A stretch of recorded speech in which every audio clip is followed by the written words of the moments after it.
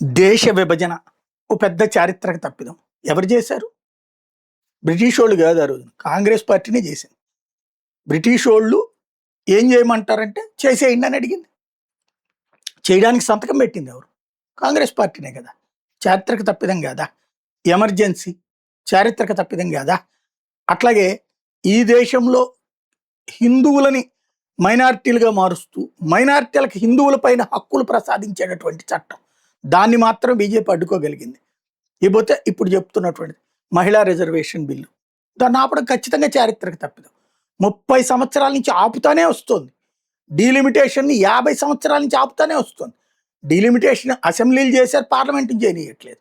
అలాగే ఇక్కడ చేయనట్లేదు. ఎందుకని?